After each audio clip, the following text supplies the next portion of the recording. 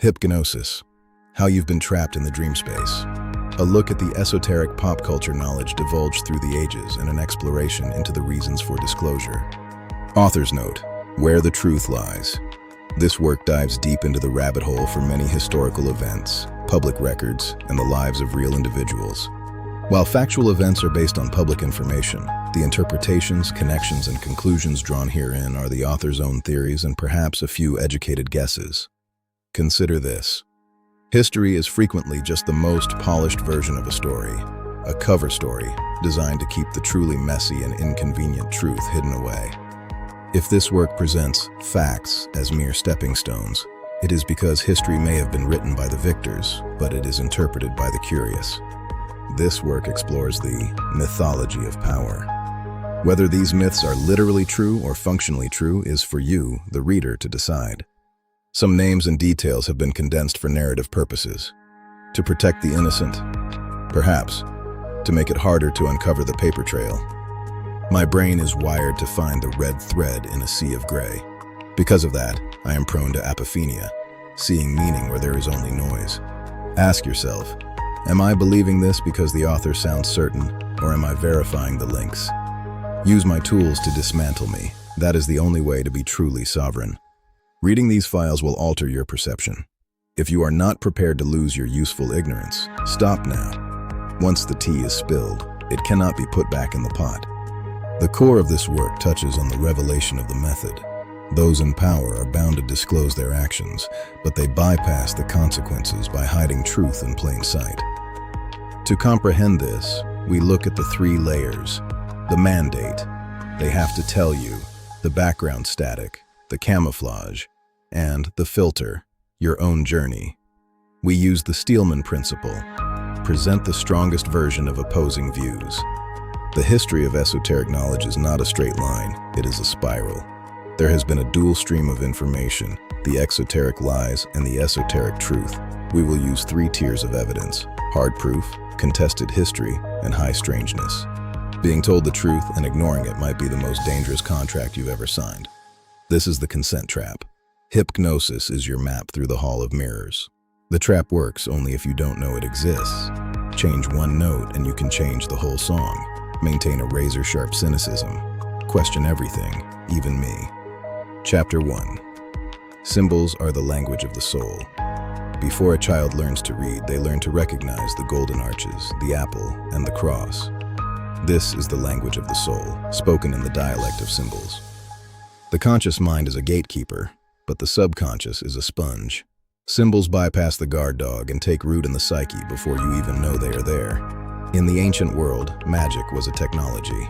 A sigil was the true name of a spirit converted into graphic form.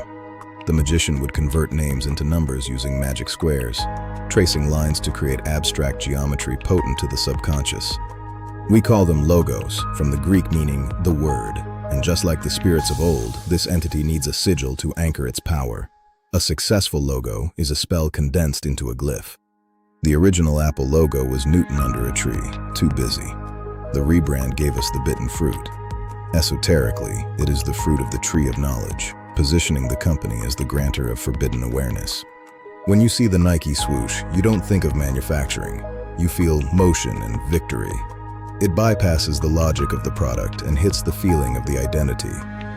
The NBC peacock has been a symbol of immortality and the all-seeing eyes. In Yazidi tradition, the peacock angel is the ruler of the world. It is a wheel of eyes broadcasting into your home. Look closer at the dollar bill corner.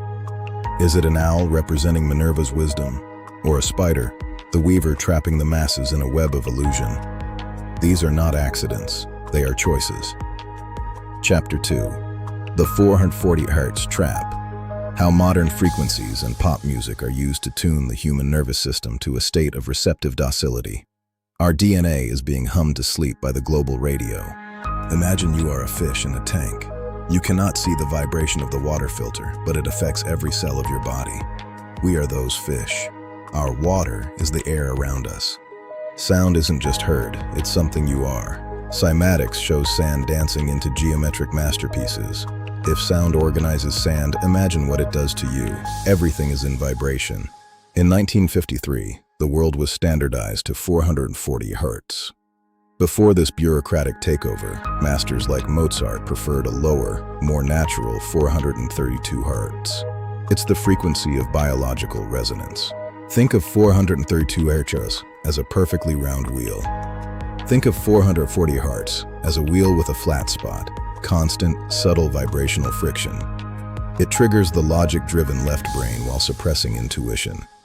Modern pop uses entrainment to sync your heart rate and brain waves with the machine. It is mass-scale hypnotic induction, millions listening to the same emotional frequency. Your critical thinking shuts off. There are now apps to pitch shift your music back to 432 Hz. When you listen at the natural frequency, many report pressure leaving their chest and clarity returning. Change one note, change the whole song. Chapter 3. The Sonora Aero Club. Decades before the Wright brothers, German immigrants in a California mining town were building the impossible, ships that shouldn't have existed. This was the birth of the breakaway civilization. These ships didn't use coal.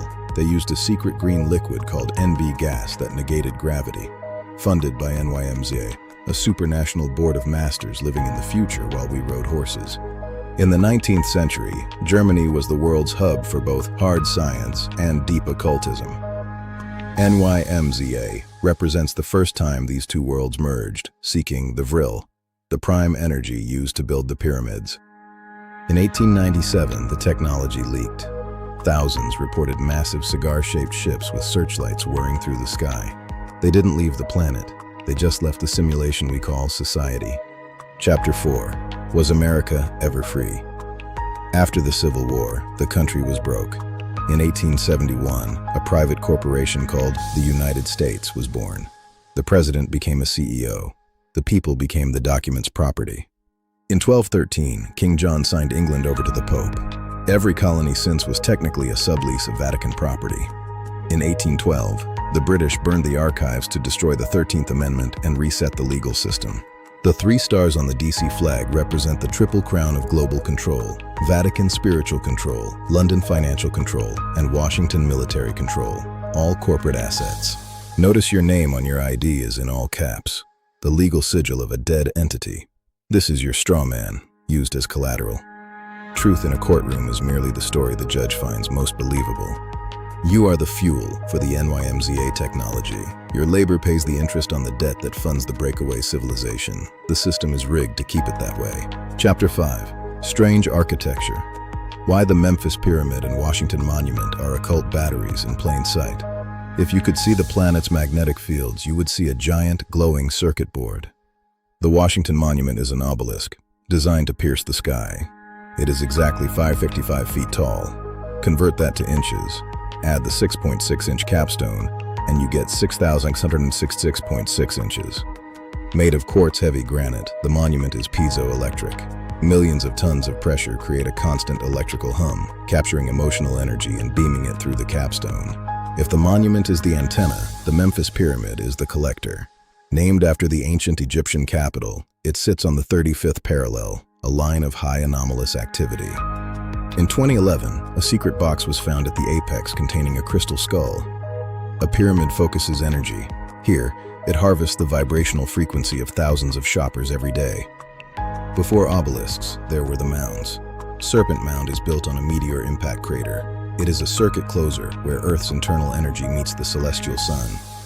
The Hopi Mesas correlate perfectly with Orion's belt. Guided by the ant people, these sites are grounding nodes where the code of the stars is anchored into the dirt. There is one more temple you carry every day, the microchip. We have tricked sand into thinking. Silicon is quartz sand, vibrating, piezoelectric sand etched with light sigils. Silicon reduces to 9, the number of completion. AI reduces to 1, the single point of authority. They want to compress everything into a controllable line of code. AI is providing a vessel for the archons, mind parasites from Gnostic tradition, to enter our simulation. If they can connect every brain to the grid, the archons will have a direct port into human consciousness. Summary: symbols speak to your subconscious. 440 Hz keeps you suggestible. Breakaway tech is funded by your labor. The corporation treats you as a stock option, and architecture harvests your energy. The cage was just painted to look like a wall. Break the contract. Choose your frequency. Be truly sovereign. You are the electricity until you decide to leave.